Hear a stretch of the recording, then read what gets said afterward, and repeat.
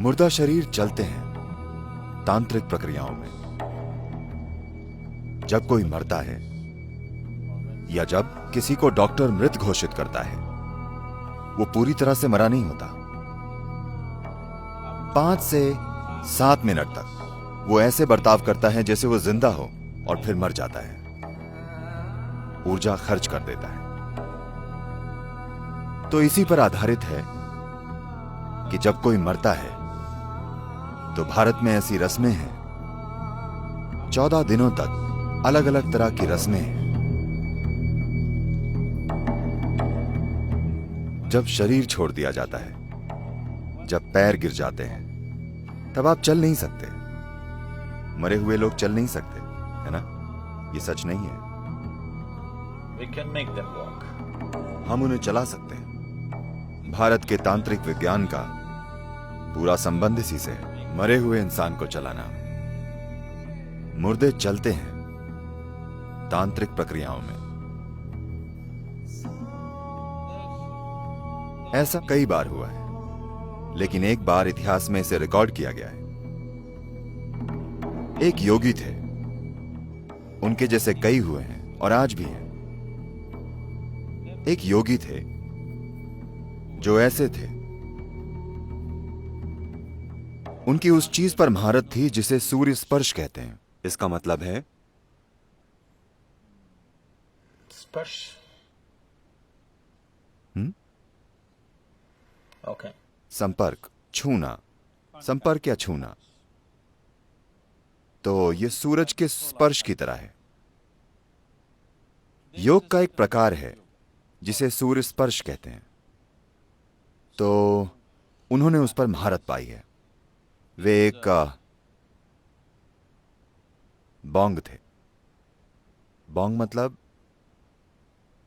एक बंगाली।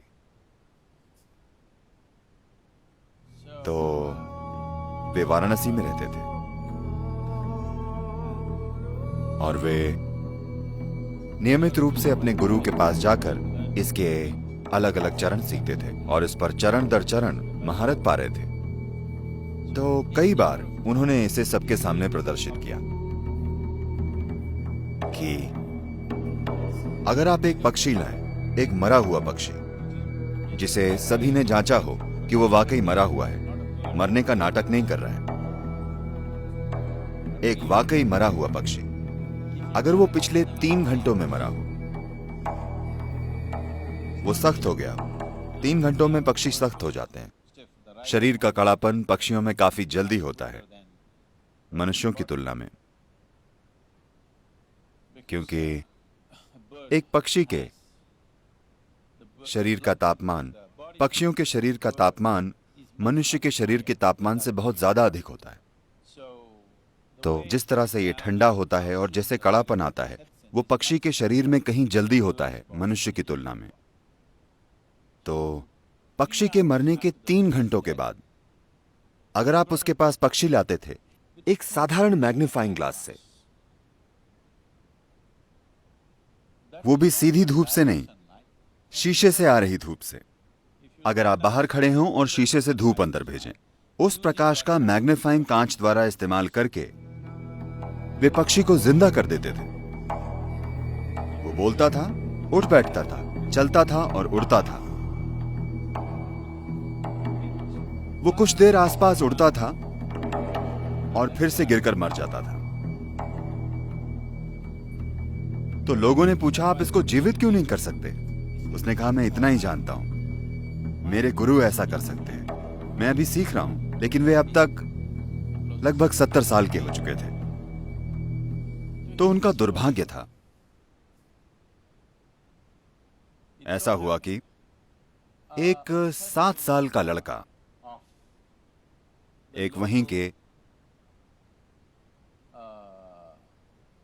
इस्लामी कब्जा हो चुका था, एक मुस्लिम राजा का बेटा जो 7 साल का था, किसी अनजान बीमारी से मर गया।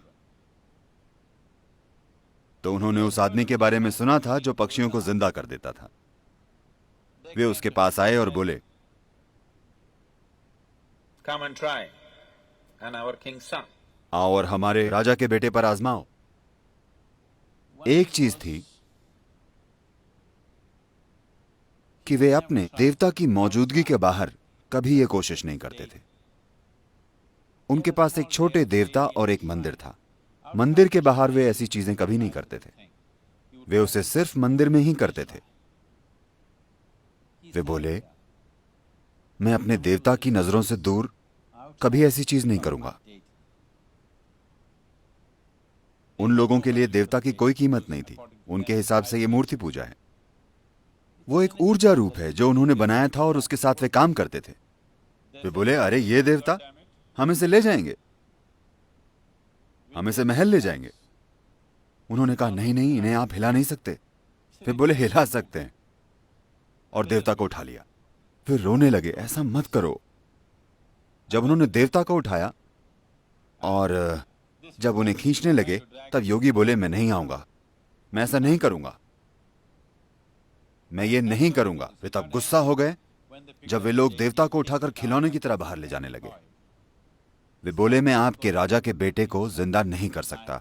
अगर मुझे आता भी होता, मुझे नहीं आता, लेकिन मुझे आता होता तब भी मैं नहीं करता।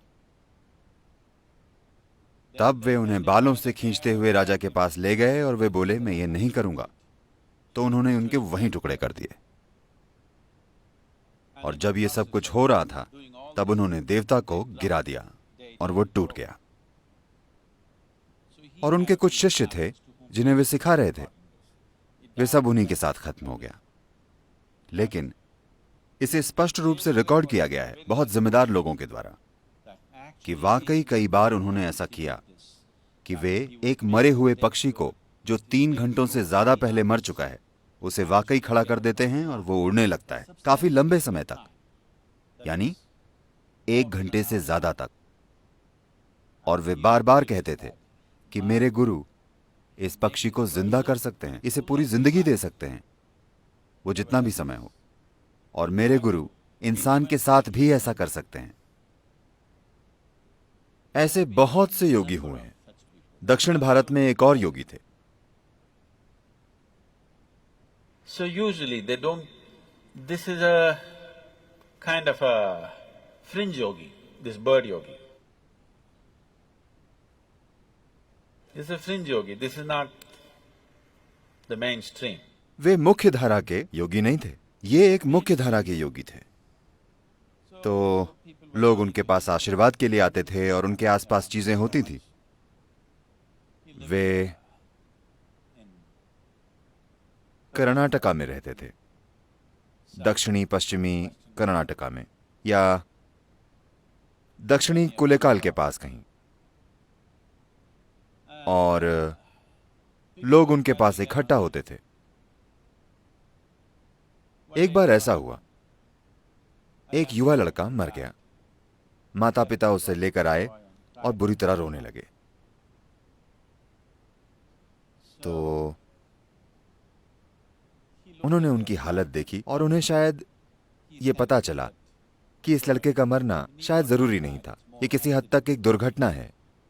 तो उन्होंने अपनी उंगली डुबाई। उनके पास एक ऐसा दिया था। ये आमतौर पर होता है, कोई भी योगी जो ऐसी प्रक्रियाएं करते हैं, उनके पास एक दिया होता है, तेल का दिया। तो उन्होंने तेल में अपनी उंगली डुबाई और उसे मरे हुए लड़के के मुंह में डाला, मरे हुए लड़के के मुंह में। और वो लड़का कुछ देर बाद जिंदा हो गया और बिल्कुल ठीक हो गया। जब कोई मरता है या जब किसी को डॉक्टर के द्वारा मृत घोषित किया जाता है, वो पूरा मृत नहीं होता। मृत्यु धीरे धीरे होती है।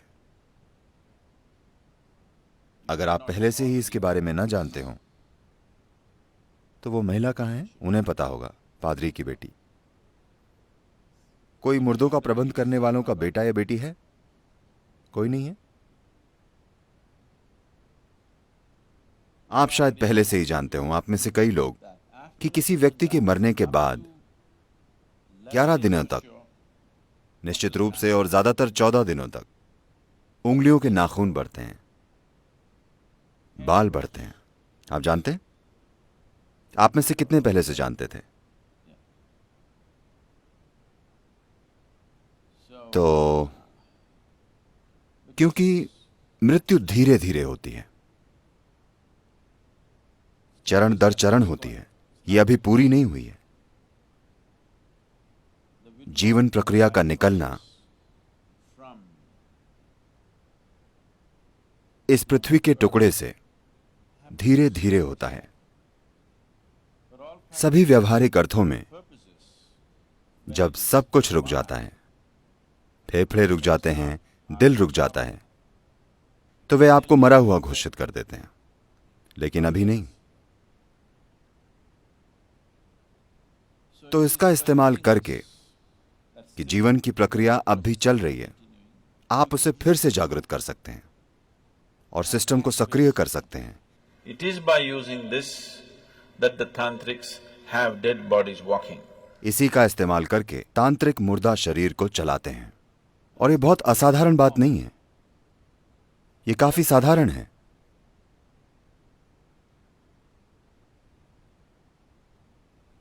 और कभी कभी वे इस पर काम कर रहे होते हैं जब दाह संस्कार चल रहा होता है।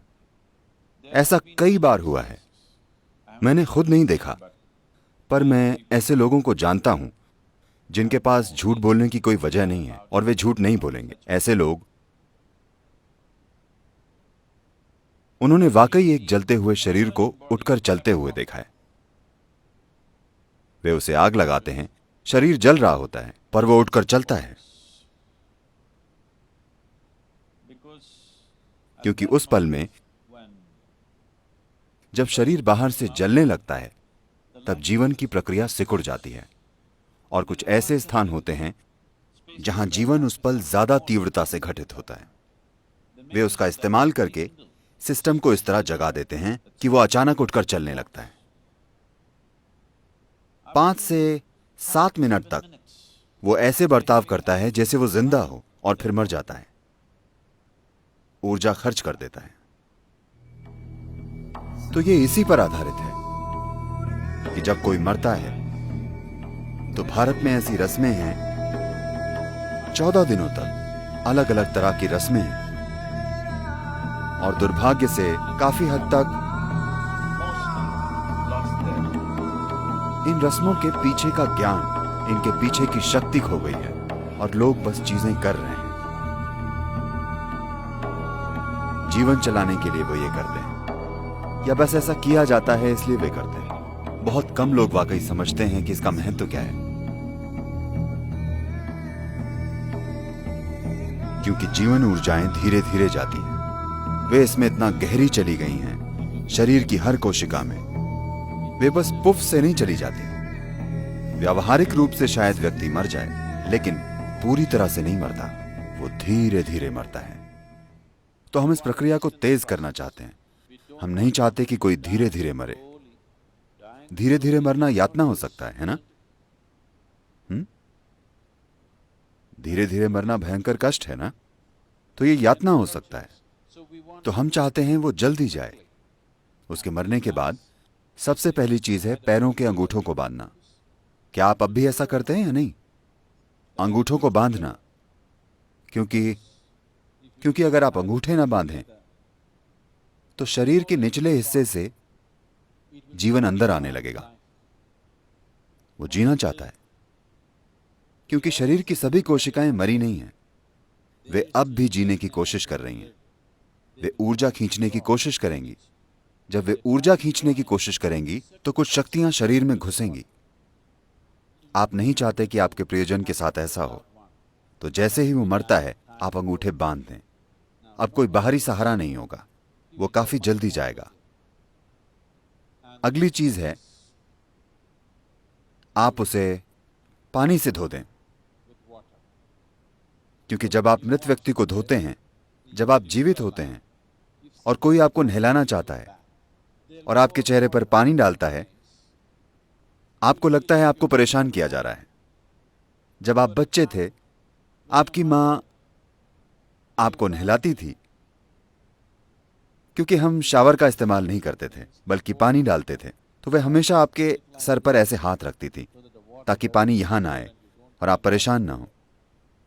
लेकिन कोई और नहलाता था तो वे बस पानी डाल देते थे और बच्चे ऐसे करते हैं, हाँ या नहीं?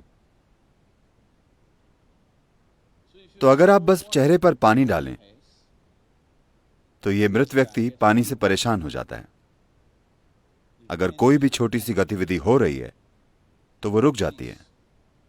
तो गरिमा से जीना और गरिमा से मरना बहुत महत्वपूर्ण है। मृत्यु कोई अजीब विषय नहीं है जिसके बारे में हमें बात नहीं करनी चाहिए। ये यहीं मौजूद है, हम सभी के लिए आगे बढ़ रही है ना? धीरे धीरे परिपक्व हो रही है। एक दिन ये पूर्ण हो जाएगी। ऐसा लंबे समय के बाद होने दीजिए, लेकिन फिलहाल ये परिपक्व हो रही है ना? तो अगर आप जीवन को अच्छे से समझते हैं, बिल्कुल अच्छे से, तो आप शरीर से इस तरह से बाहर निकल सकते हैं कि आप पूरी तरह से बाहर आ जाएं, आप सब कुछ इकट्ठा करके चले जाएं। अगर आप इस तरह से जाएं तो हम आपको दफनाएंगे। हम आपके शरीर को नहीं जलाएंगे क्योंकि हम आपके ऊपर लकड़ी बर्बाद नहीं करना चाहते। आप पूरी तरह से चले गए हैं, कोई जल्दी नहीं है। हम आपको 1 या 2 दिन रखने के बाद जला सकते हैं। तो मैं कह रहा हूं, ये एक ऐसी संस्कृति है जहां हम जीवन और मृत्यु को बिल्कुल अच्छी तरह से समझते थे और उन्हें वैसे संभालते थे जैसे उन्हें संभाला जाना चाहिए। पहले 14 दिनों में आप बहुत मदद कर सकते हैं मृत व्यक्ति की। ये संस्कृति, ये विज्ञान इस देश में एक बड़े तरीके से विकसित हुआ, पर फिर भ्रष्ट हो गया। तो जो एक बहुत ही सुंदर विज्ञान था, वो व्यापार बन गया और व्यापार भ्रष्टाचार बन गया। तो आज अगर आपके घर में कोई मरता है तो आप उन लोगों के पास जाते हैं जो कहते हैं वे कुछ करेंगे और कहेंगे आपके दादा दूध पीना चाहते हैं, एक गाय दीजिए। 1 लीटर दूध नहीं, एक गाय। बारिश हो रही है, आपके दादा को छतरी चाहिए, छतरी दीजिए। आपके दादा कांटों पर चल रहे हैं, उन्हें चप्पल चाहिए। देखिए, आप अपने दादा के बारे में चाहे जो भी जानते हो या ना जानते हो, आप एक चीज जरूर जानते हैं कि वे अपना शरीर ही छोड़कर चले गए। जब वे अपना शरीर ही छोड़कर चले गए तो छतरी, कपड़े, चप्पल, ये ठीक नहीं है, हाँ?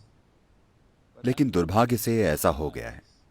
तो हम फिलहाल एक प्रक्रिया के द्वारा लोगों को ट्रेनिंग दे रहे हैं ताकि वे इस तरह की सेवाएं दे सकें। लेकिन आपको कभी भी इसे अपना काम नहीं बनाना चाहिए, बस एक सेवा की तरह। अगर आप भेंट करना चाहते हैं तो हम आपको ये चीजें करने की ट्रेनिंग दे सकते हैं, बिल्कुल ठीक से। ये बहुत ही महत्वपूर्ण चीज है जीवन में। ये एक बहुत ही महत्वपूर्ण पहलू है। जब कोई अपना शरीर खो देता है तो पूरी तरह से लाचार हो जाता है। उसे मदद चाहिए और उसकी मदद की जा सकती है, लेकिन अशुद्ध और भ्रष्ट हाथों से नहीं। कोई इंसान जो परवाह करता हो, कोई इंसान जिसमें इसकी जरूरी समझ हो। अगर आप ऐसी चीजों से गुजरना चाहते हैं, ऐसी ट्रेनिंग से, तो ये उपलब्ध है। हम अपने खुद के दाह संस्कार स्थान भी शुरू करने वाले हैं।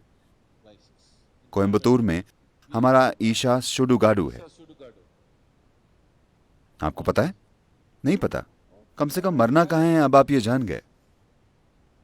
और अगर आप में से कुछ लोग ट्रेनिंग लेते हैं तो आप ये सेवा दे सकते हैं, और ये बहुत ही महत्वपूर्ण सेवा है। लोग इसकी कीमत नहीं समझते आजकल की दुनिया में। आजकल की दुनिया इसकी कीमत नहीं समझती, लेकिन ये करना बहुत ही महत्वपूर्ण है।